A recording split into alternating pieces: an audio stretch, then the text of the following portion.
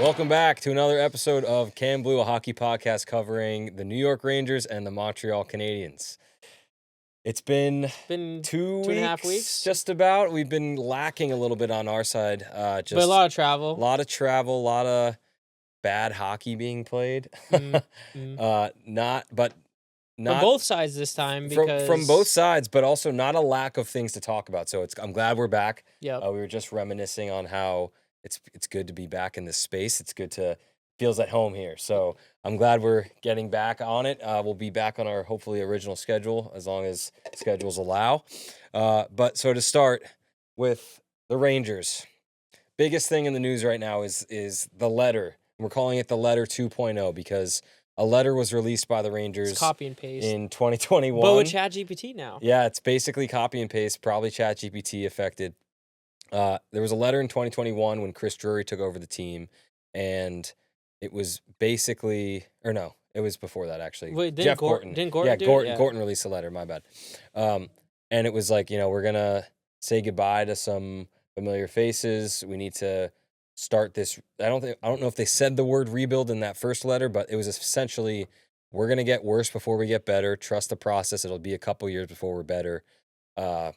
And that was that. They started on the rebuild. We know the story from there. It kind of got jolted forward when Panarin joined the team. And from there, the rebuild that Gorton, who Also you're winning the familiar with- lottery. Well, yeah, so there are a couple things happened there. Like, we won the lottery a couple times. Like, we got first and second. Igor turns out to be Igor really was amazing. great. Panarin joins the team. You have some things play out. And it seems like you're a year... Adam Fox leaves Calgary It's true. for That's New true. York. There's a lot going on there, Yeah. but the thing is, like, the rebuild really stopped when Panarin came to Yeah. us. Yeah. And that was probably a year or two ahead of schedule. But sometimes, and you're seeing this now with the Canadians, like you were on the consistent path to getting better, and now it's kind of like up all of a sudden, like, no, we're ready. Like, we got to do it. We're ready to make that next step and like end that rebuild, open our window, and go. Like, I feel like that's where you're at now. For us, that happened, but then Dolan steps in and kind of cuts it short, at least with what Gorton and Davidson were doing on the Rangers side, and Yeah, so like put in Drury, and then from there it's kind of played out. The thing that I want to get ahead of first before I read this letter 2.0 is people are like, they have selective memory with Gorton. I don't think he was like the top tier, amazing, wonderful GM that everyone's making him out to be. Like, there were some misses that he made. he's that better every GM now, makes. maybe. But Yeah. you never know. Like, you guys You still never- haven't like won anything. Like, yeah, you made it to the... We haven't won anything, but our drafting class has been good. But that's credit to him and the scouts. Mostly And is that not the Hughes? Scouts. Is And that Hughes not as Kent well. Hughes? Like, that's a Yeah. different story. Yeah, it is. So It's the duo of Hughes. I and think Gorton. like people are just not remembering some of the Gorton misses. Like, there were a lot of draft picks that didn't play out. And the bigger conversation that I'll get into is like, yeah, the development of the Rangers and Hartford even in the AHL. So moving on. Okay, that was kind of a quick snapshot the last couple years. We had that rebuild. It got accelerated by Panarin. We made the conference finals a bunch of times. Didn't really end up making the cup, and got ousted by eventually, I think, the team that would win most Florida. of the time. So it was Florida or Tampa pretty much both times. Now, after the second year of really lackluster play, and the hellstorm of what happened last year with just like trading your captain and like trying to retool the roster on the fly, we Yeah. get an official statement from Chris Drury, and I'll read it out. A message from Chris Drury to our fans. We wanted to take a moment to connect with our loyal and passionate fan base. We know and feel your disappointment with how the season has gone to this point. We are just as frustrated and want nothing more than to deliver an on-ice product you can be proud of. It's what drives us every day. No one in the organization is happy with what has transpired from management to coaches to players. Over the last few years, we've had some successes and moments to cherish. But ultimately, it was not the end goal. We are working relentlessly every day to bring a Stanley Cup back to New York because that's what our fans deserve. With our position in the standings and injuries to key players this season, Fox and Shesterkin, and honestly, sidebar, Miller. JT. Miller's hurt, but he's playing through it. Trocheck was out for half the year already. Okay, just Rempe's thumb is messed up. Not that he's a big player, but we must be honest and realistic about our situation. We are not going to stand pat. A shift will give us the ability to be smart and opportunistic as we retool the team. So Yeah. not rebuild, retool. This is how Yeah, they're branding it. avoiding certain This will not words. be a rebuild. Literally, they say that. This will Okay. not be a rebuild. So this is their plan, not a 5-year rebuild. This will be a retool built around our core players and prospects, whoever that may be, right? We got to talk about that. We will target players that bring tenacity, skill, speed, which they've lacked, and a winning pedigree with a focus on obtaining young players, draft picks, and cap space to allow us flexibility moving forward. That may mean saying goodbye to Right. players that have brought us and our fans So great what moments over Montreal's the been years. doing, what they But think want. about that. Like, that line is almost exactly from the letter 1.0, which is crazy. Okay, that line about speed and No, well, that, and I think, honestly, in the first letter, it was, we need to get bigger, harder to play against. And now they're that's like, different though. now they're like, actually, we're too big and slow. Yeah, we need speed. We need speed and skill. It's like, yeah, well, that's what we can't Montreal score. built, that's for sure. Okay. Or is The building. thing that was the exact same, that I think is the exact same, that may mean saying goodbye to players that have brought us and our fans great moments over the years. These players represented the Rangers with pride and class and will Goodbye, always be a part of our Susie. family. Yeah, yeah, exactly. Not that But he wasn't here less than a year. No, he was not one of these players. Like, this is what I'm saying. So, and then the final stanza, really quick. As we start on this new strategic plan, we will continue to play hard with pride and passion for our fans. We appreciate your unwavering support for the Rangers more than we can describe, and thank you all for what you do for our organization. You will begin to see some of our plans come to light in the coming weeks and months. Let's go Rangers, Chris Drury. Okay, so a couple things here. This comes pretty shortly after the 10-2 loss to Boston. What I like about it, there's positives. He's getting in front of it. He's releasing a direct message. Transparency, I think a the little corporate world is A little bit. Yeah. Like, he's getting in front of it. He's delivering a clear message. He's saying, listen, and honestly, I think part of this is like understanding that he handled things not super great last year. So like putting out the memo that he put out last year, which was, Kreider's available, Trouba's available, without talking to the player first, pissed off the locker room, caused a lot of BS to happen, and he's getting ahead of that now. And from after this letter, it was let out that with the leadership group, Drury and management had conversations with the leaders, like before the letter was released, that said they were basically talking about like, hey, this is the direction we're going. It's obviously not how we want to be playing and in the standings and everything. For those of you that have no movement clauses, do you want to be here through this retool for the next couple years, or do you want to be moved? We'll work with you.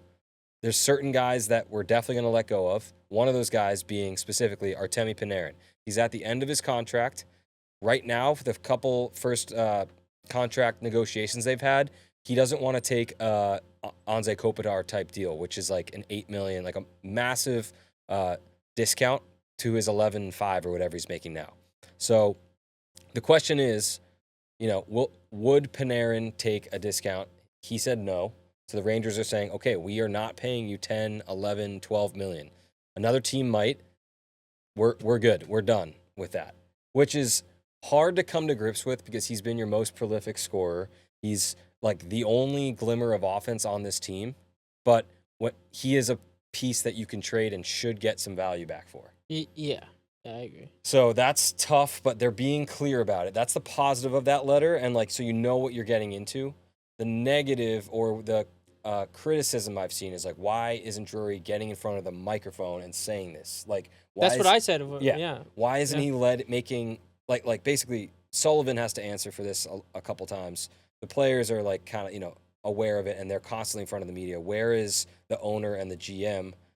The retort to that would be the Devils GM did get in front of the mic and said basically nothing while saying everything. Like he got out there and said, you have to be different from them. It's not like I agree. No, but I'm saying like he got in front of the mic, Tom Fitzgerald, and was like, this is not good. Like he addressed the bad play. But that's Tom. Like I just don't think I don't think he said as much as the letter said. I think the letter said more. You gotta have confidence it'll play out differently than a competing team. I think. Because I know in Montreal, we would do that, and I think we did do that when we were transitioning to the Kent Hughes era. I think, though, like the way that Chris Drury is, he's maybe not as charismatic as other GMs to be out there in front of the media like that. Like, I think he could. But that's part of the job. Nah, is it? Yeah. His job is to manage. Not to be charismatic, but to be. If he's more comfortable releasing a letter than, answer. I mean, I think part of me wants him to see him in front of the camera and answer these questions, but I feel like he'll default to just like giving not as non-answers.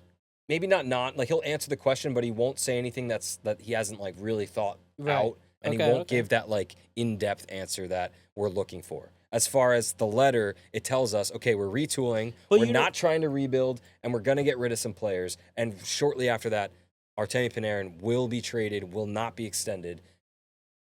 It's a clear message, at least, is how I'm seeing it. How I see it is when they say retool, they'll secretly rebuild without really telling anyone it's a rebuild. You'll just see based on the moves it's actually a rebuild. No, because the thing that I agree with this is there's a couple points. Like, how do you rebuild with Shesterkin and Fox and even like Zibanejad on the roster? You can't. They're too good. They're gonna get enough. Like the way that you guys did a rebuild. You really were bad for a while, and you got a lot of top picks. You got Slavkovsky, you got Demidov. But we were bad quick right after that run in 2021. Yeah. Weber out. Well, guess what? Petrie your forward, out, Deneau out, Carey Price out. Yeah, your top goalie and your top defensemen were done for their careers. Yeah. So, like, you tanked, and you had a couple years to just be like, all right, we're going to suck, and we're going to let these young players play. The Rangers don't want to do that, can't do that. Like, they're not going to get rid of those two guys. And although Suzuki was he didn't sign his big contract yet, but like he was already carrying his weight, in terms of like the responsibility was on him. He wasn't getting wins. He was getting points and like producing, which is like great. And now he's playing as a top center in the league. But like, I guess we don't have that luxury. But they're basically saying this year's a wash. We're gonna make some trades. Next year even might be a wash. But we hope that in 2 years, this is how I read it. We hope that in 2 years we're gonna have enough cap space. We're gonna make enough moves. We're gonna retool this roster around the core. So that's what I want to talk about. Like, who is the core and who's actually Fox definitely and Shesterkin are the core. Right, but like they've released things saying like, okay, their preference on Lafreniere is to rehabilitate him instead of trade him, which is like, is he the core? They want him to be, but he hasn't. He hasn't performed. That guy. Yeah, he needs to. I don't know. I think a good change of pace for him would be really good, and more so than the Kakko trade. Like, I think Laf just needs to get out of New York. Really? And I think Fox and Shesterkin as the people to rebuild around or retool is like perfect. So the guys that I think are absolutely safe right now, Miller has said, Oh, and they're not going to trade captain.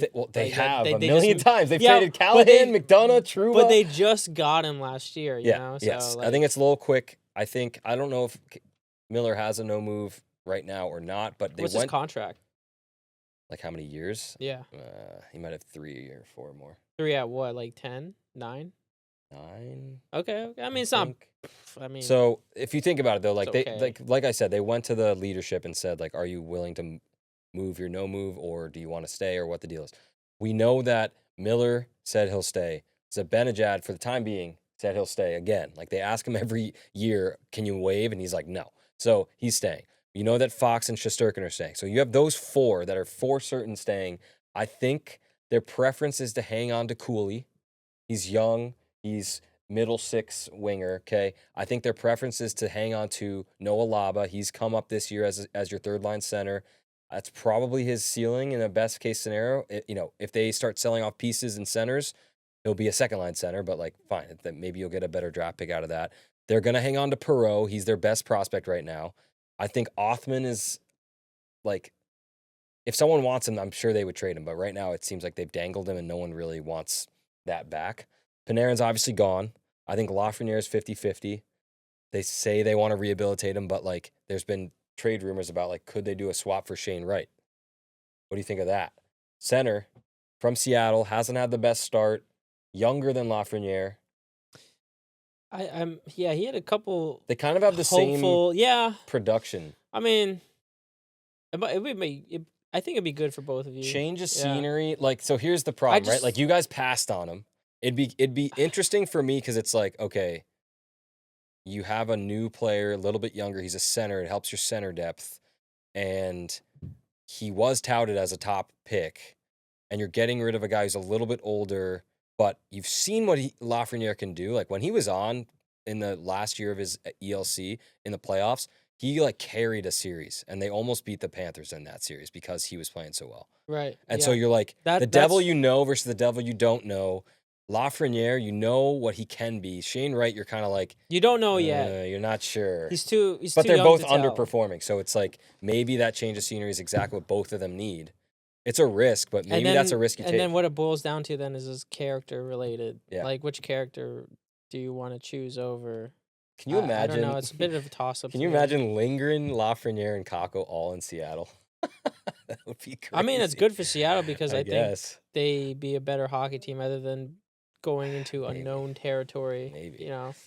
So I think Lafreniere's on the table. I think Othman's on the table. Habs, we do not want Lafreniere. I don't think I've seen it a couple times. I don't think we're trading with you. I'll be honest. You are in a totally different space, like in your as you rebuild. said, if we get a player, I'm not saying like Panarin, but like a one that signals like, okay, we're going for, a playoff run. That's what we need next. I think. I think honestly, if we make a trade, it's going to be or a goalie trade. If we make a trade, it's going to be like Othman or one of our fourth liners to you guys, which I don't even know if you need that you right get now. like Drayden. No. I mean, we would either Struble. get a draft pick or a prospect. Like, I don't think we would get something like we really realistically maybe Wawa. From We'll give you Wawa, Joshua Wawa.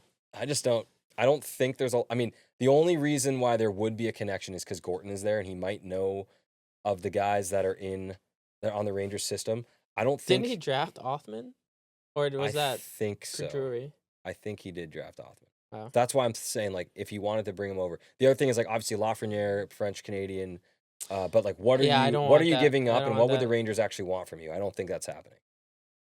Yeah, I don't see it. We already have enough wingers. Like, we're good. So I think. now, like, you have a couple of. That was the forwards. I mean, you have Taylor Radish, who probably is not going to come back. You might ship him off. I think Sam Carrick has been great for you, but like maybe you keep him around as far as a culture builder. Like he's going to be really cheap. He has like 3 goals this year, but he really drives the play for the fourth line. You can find guys like that, but if he's really meshing with the younger guys, maybe that's someone you hang on to. Yeah. Unless a team comes to you and gives you something that you just can't pass up. Like, all right, yeah, Sam, you go play for a playoff team. Yeah. Let's just say that for now, that's the forward group. Going to the D, Fox is staying. You just signed Gavrikov. Unless Gavrikov is like, I don't want any part of this, he's staying as Fox's D pair. It's true. You did lock in some players. Yeah. Like that's why it cannot happen. Like your full rebuild can't happen. Rebuild, yeah. Second pairing now. This is where it gets interesting because something has happened. Will Borgen, I think they would keep him, but again, if someone comes around, they'll ship him off. Carson Soucy, his partner, was traded to the Islanders a night or two ago, and the return was the big question here. We got him last year for a 3rd-round pick. We ship him out and receive a 3rd-round pick. So really, all things relatively equal. You think, you could probably get a player like Soucy for a 3rd-round pick in the future if you wanted to make a deal like that again. So it's all equal. Like you're getting maybe a couple picks less or worse since you're dealing with the Islanders who are in a playoff spot. Or close to a playoff spot, but realistically, decent bit of business.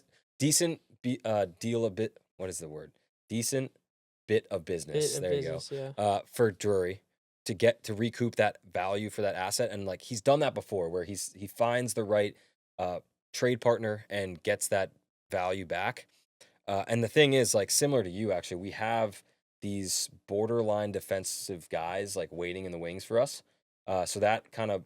No, that frees up space. That's really good. Yeah. It allows the last game or two, like Scott Morrow, Robertson, and Vakanainen, they've all been able to get in the lineup. And but so now you got to fill that pool with defensive prospects. You do. And we have guys like Jackson Dorrington in the AHL. We have got that came over from Vancouver. We have, maybe 1 or 2 other guys there.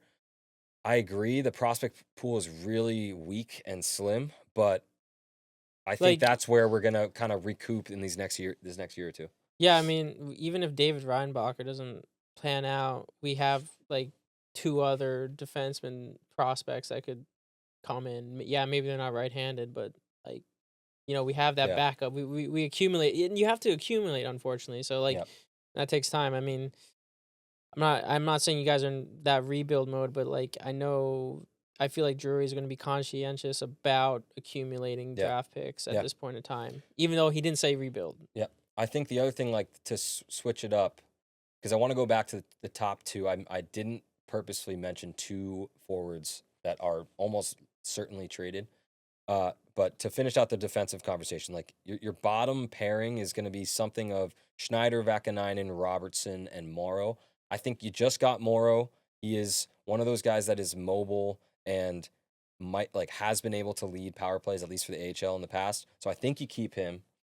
Robertson has been playing a lot better. I think you keep him. Vakanainen has been in and out of the lineup.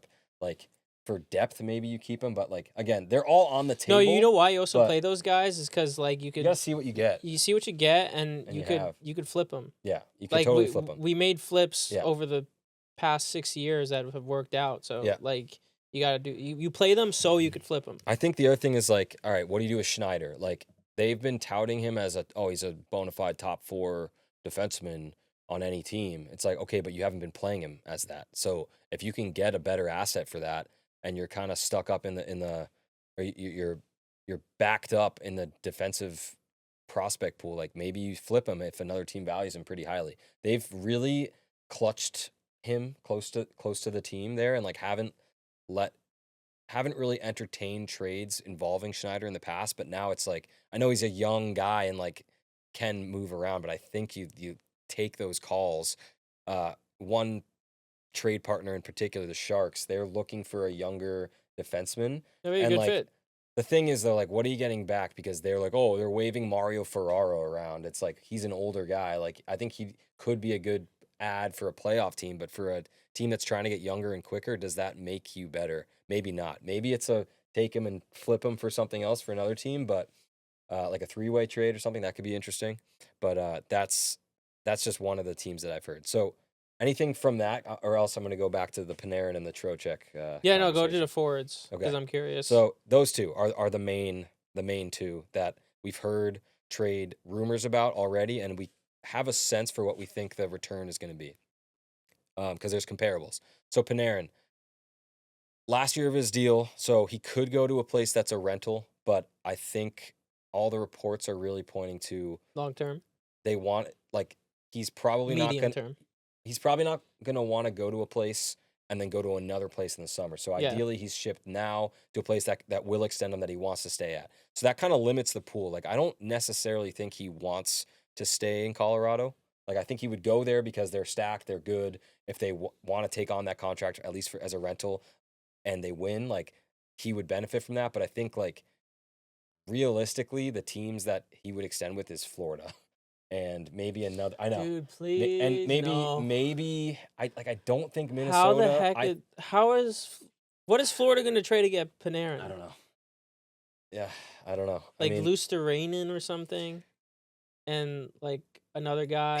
here's the other like interesting thing of it. They are expecting and they want a similar thing to what Brock Nelson got in that trade, which I think was a first round pick, maybe a first, a second, and a prospect. It was a pretty big haul for Brock Nelson. Yeah, I was surprised by it, but he is performing. It was really Callum well. Ritchie. It was a first, and then might have been something else, like a third that became a second or a But first. you know, Panarin is like at least 5 times better than Brock. He is, but he's not center. Yeah, that's true.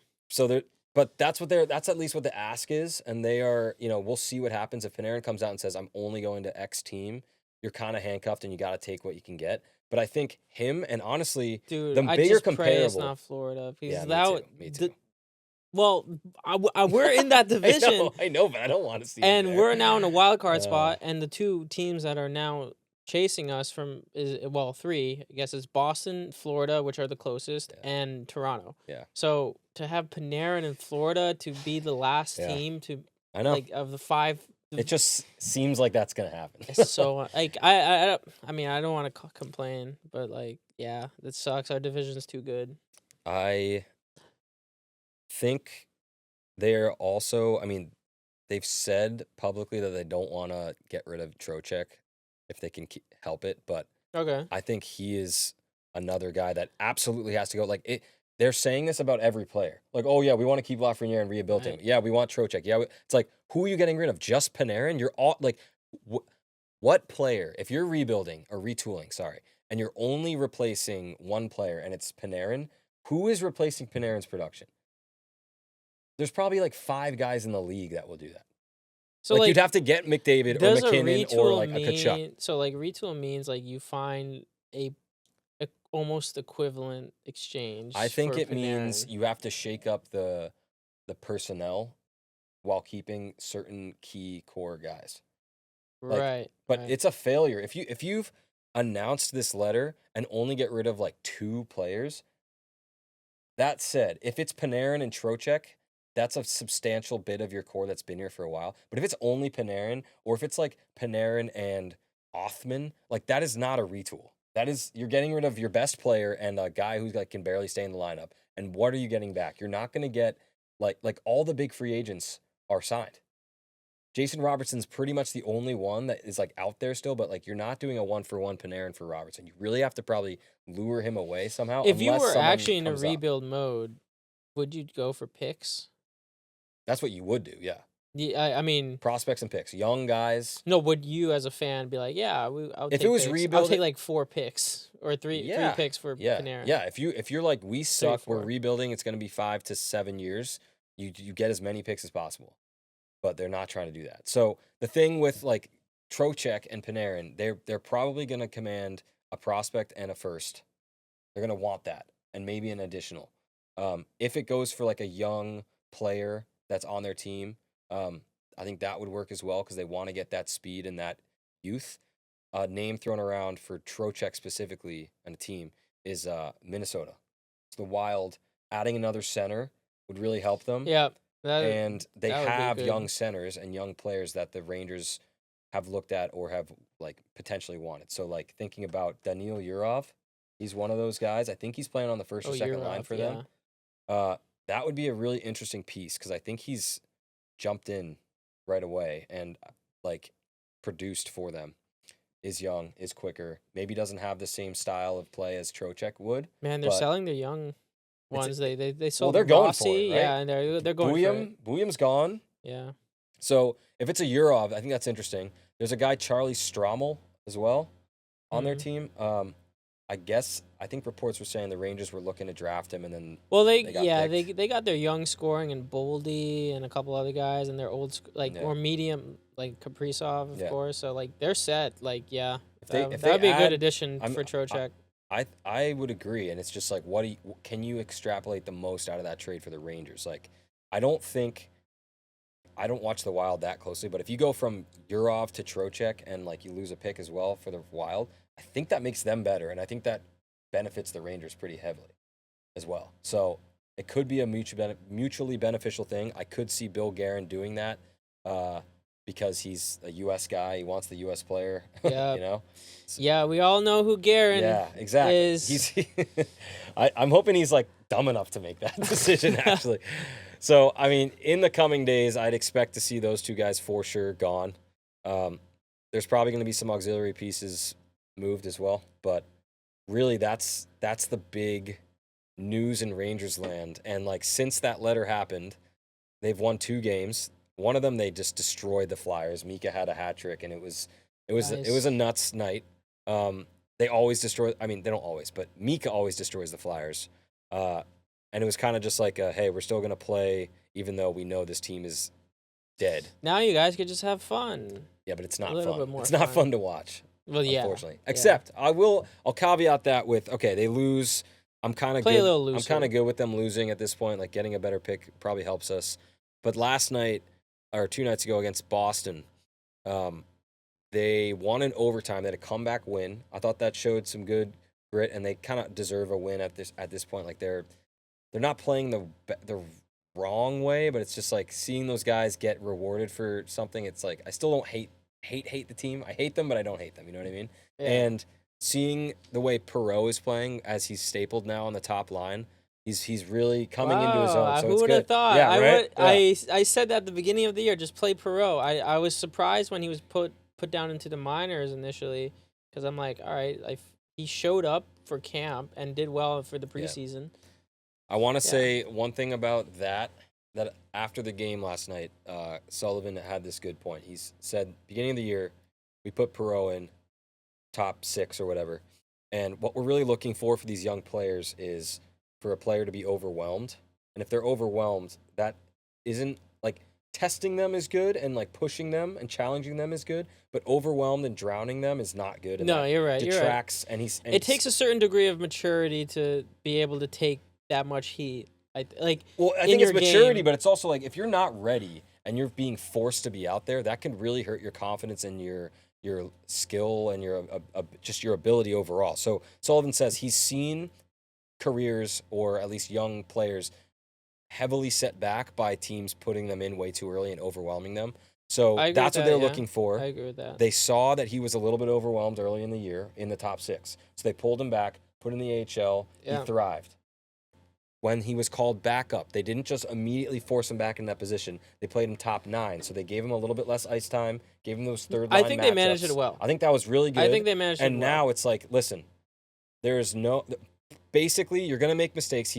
Sullivan recognized this, like, you're young, you're going to make mistakes, but just, like, play loose, be confident. We're not taking away this top 6, this top, line assignment away from you because there's no one else and we're making trades. So now that he kind of got that confidence on the third line and back in the AHL, he's back up here. He's playing looser. He made an awesome feed to JT Miller for a goal, for the first goal against the Bruins.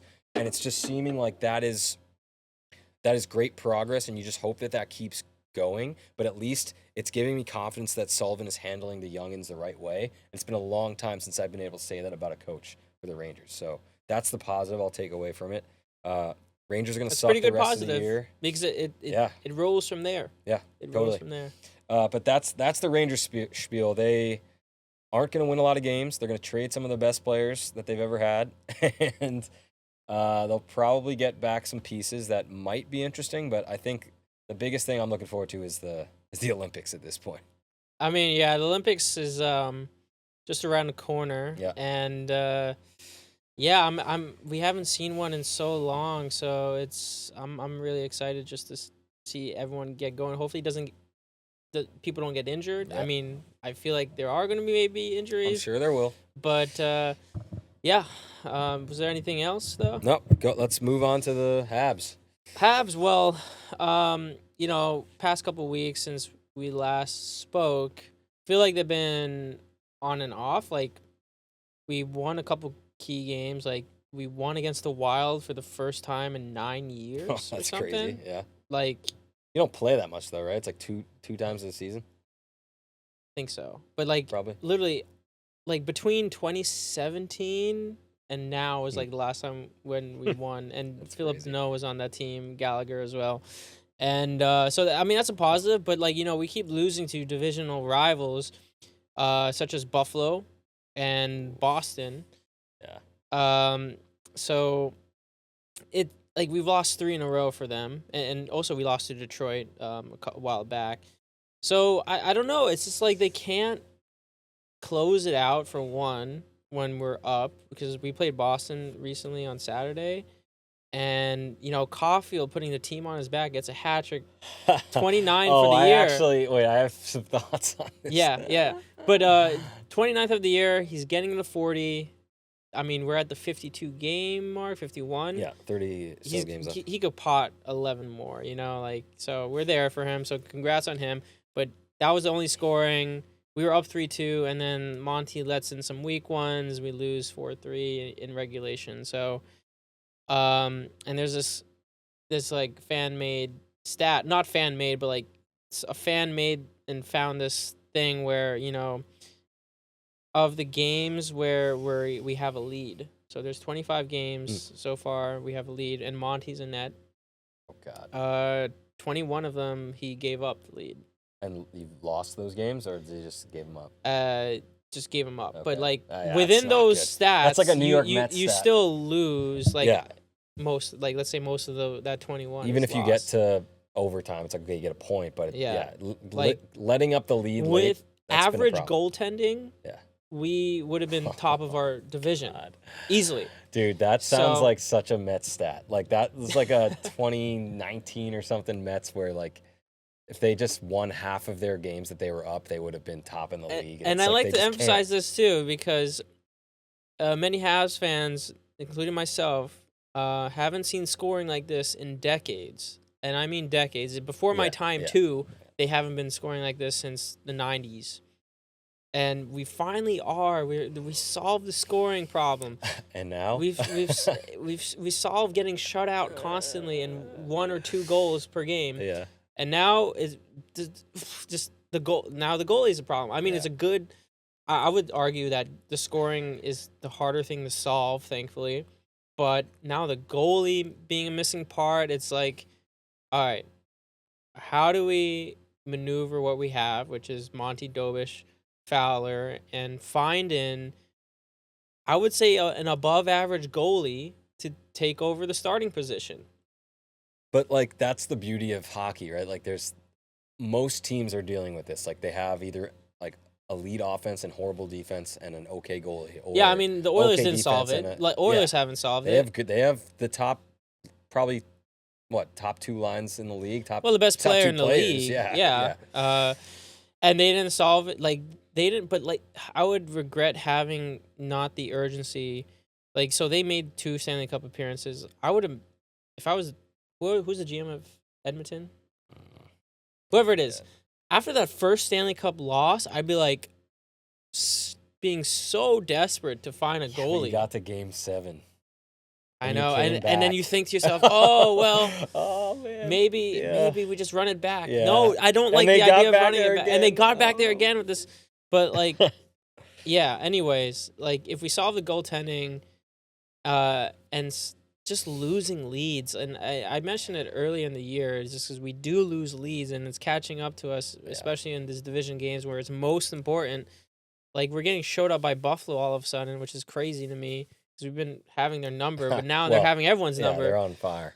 So now we find ourselves in a wild card position, which was not the case like for most of the year, really. Well, there's time to figure it out. I think getting hot too early is a problem. Like I can see Buffalo kind of tail spinning off, but holding on to leads and closing out games is a thing that. But we also got to worry about playoff teams can go. Yeah, you're right. If you're a playoff team, you got to close out. Yeah. And in the playoffs, especially, games, you got to close out. Like you're gonna be beaten and battered physically as well, which happened last year to us. Not saying we need to get bigger and badder, but we need to have the endurance to close out at the very least. Because we use our youth and speed to our advantage, but now just like a little bit more endurance in that, I think we'll close out more games. But then again, their goalies don't like make the key saves to bail us out. Like statistically, Monty is one of the worst goalies in the league. And especially if you're comparing to other starters or even 50-50 other goalies, he's just way below average. So I think, there was also some mismanagement with Dobish and his starts. I think you ride him for now, just like. Because that's how it is. He's actually has a decent record. He's like 15-5 or 6, and like 2. So somehow he has 15 wins and a pretty good win ratio there. So, and you can't say the same for Monty. Like his save percentage is just utter garbage. So ride Dobish for now. I'm not saying trade Monty, but I don't know how that's feasible. If like who would even want him? First of all. And second of all, we did this whole rehabilitation thing with him, like to just be like, all right, see ya. I don't know, it's not really good on. I don't think it'd just be good on us, like character wise.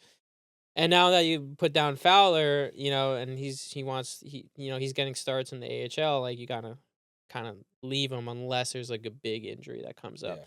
So, there's some speculation we might trade for a goalie. I don't know who. My brother mentioned Wallstead. I was going to bring that up. He's like the probably best goalie that's potentially on the market. But it's like, it's the Wild. What are you going to give them that they want? Right. Personally, I don't know what they're missing other than maybe a center like you mentioned from Trocheck. First round picks and defensive prospects that they just gave away all theirs. Maybe that's enough. We could give away a defensive prospect. It's just like that doesn't help them win now, which is a weird. But yeah, that's the thing. We don't have anything to give them that could help them. But I don't win think now. like they extended Gustafson, right? So they probably don't. But I thought is Jesper Wallstedt? Jesper, yeah. I thought he was like a rookie goalie, like and he like up and coming He's potentially. up and coming, but I feel like there's a reason because other podcasts were talking about this. Like, there's a reason why he's on the trade block because like the teams need goalies. Right. They feel like they've identified Gustafson as their starter, but Wallstedt is very capable, and they probably don't want to do a tandem thing. They've done it before. So, I like, think, what right? you're saying is Wallstedt could be a starter somewhere else. Yeah, and Okay. teams will pay a premium. I for that. would actually Wouldn't be bad. It wouldn't be bad to see a push for that. But then it's like then you have 4 goalies. You're gonna give them who? Dobish or Fowler back? Well, then no, yeah. The Probably thing Fowler. is, Wallstedt to me would be like the Halak. Like he would be our Halak. Fowler is the price that's coming up to you know. So then, what do you do with Dobish and Monty? So then, You- okay, well, you know, my ideal world is Monty's somehow gone and Dobish is the backup to Wallstedt, or they do 50-50 that, yeah. I think to get Wallstedt, you probably have to trade Fowler. No way. Just saying. Like, no, Fowler's not on the trade block for sure. Like, I would say that Dude, for sure. if you go out and get a above average goaltender that will be your starter, and it costs you a prospect that might be good in the future, isn't that worth it?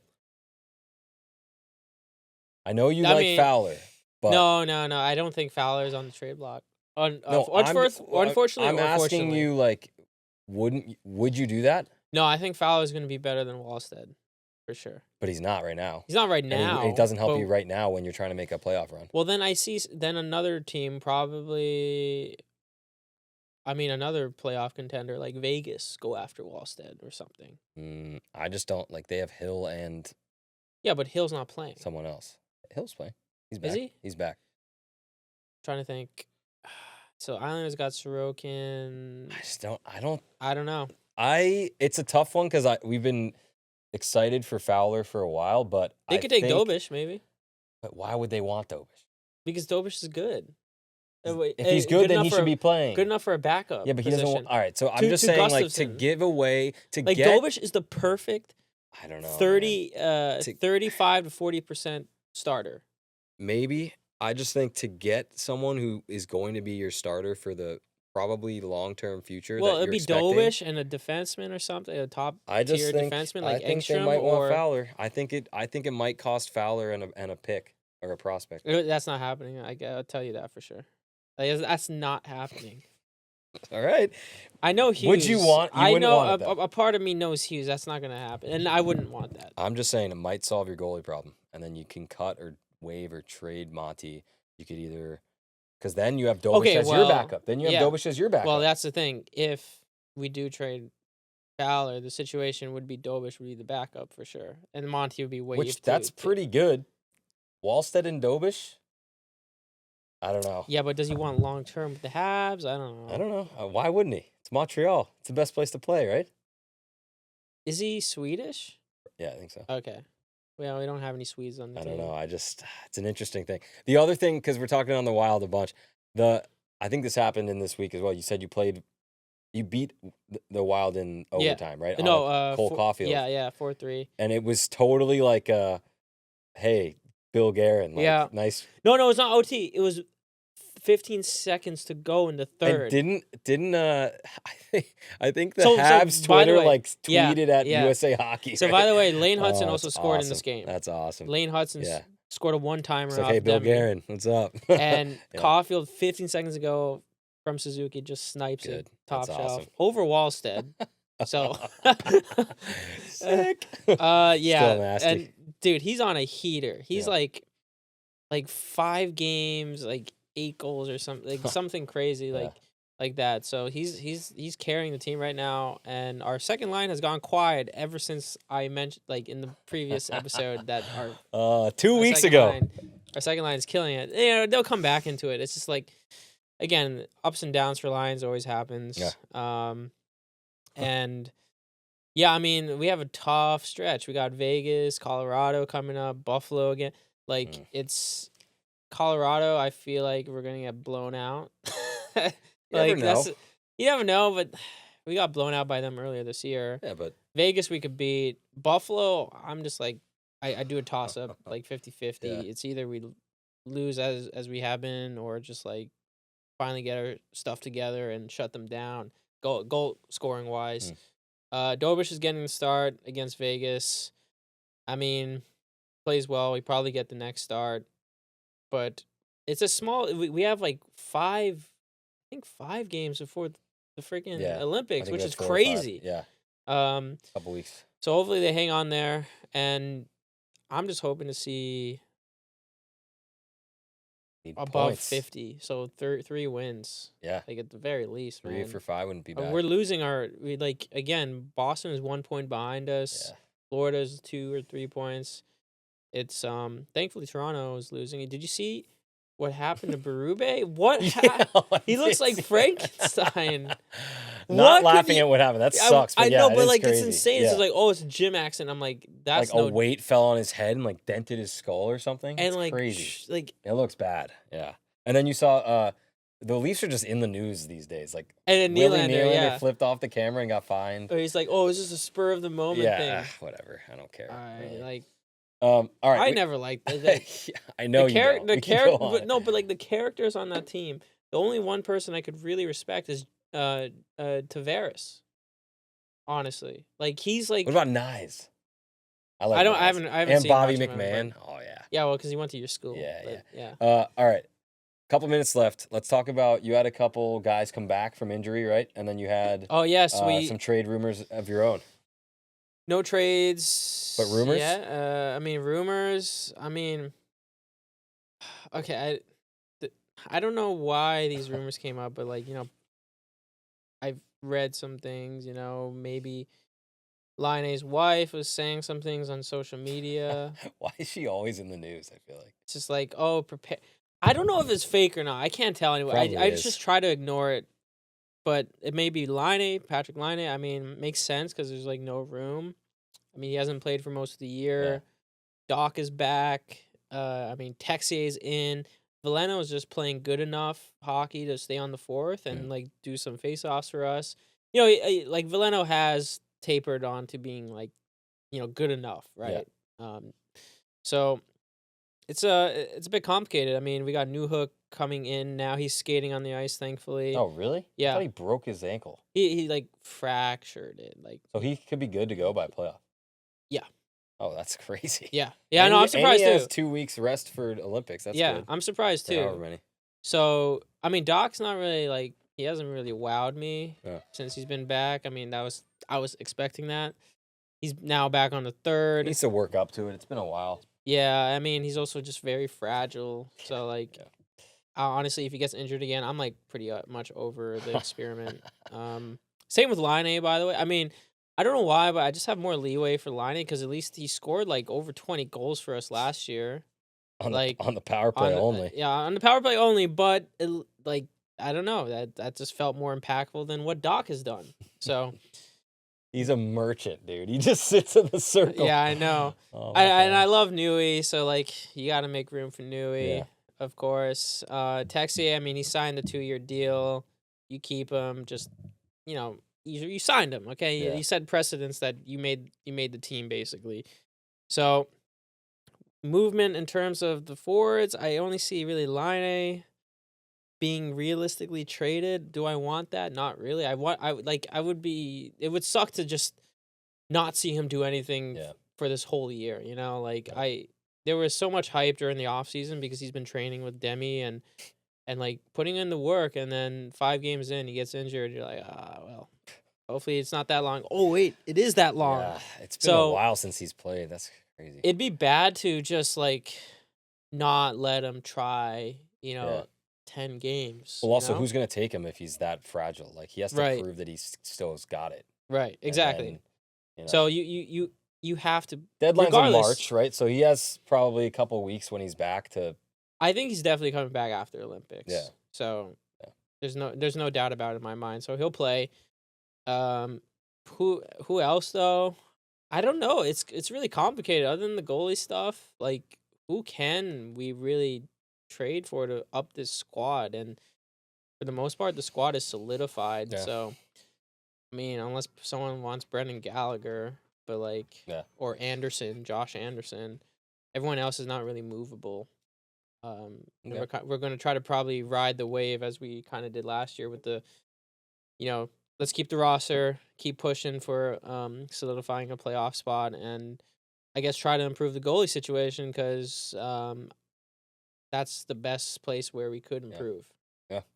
Well, it'll become clear as we get up to the Olympics, and then afterwards, we'll have a couple weeks before the trade deadline. There'll be more rumors, I'm sure.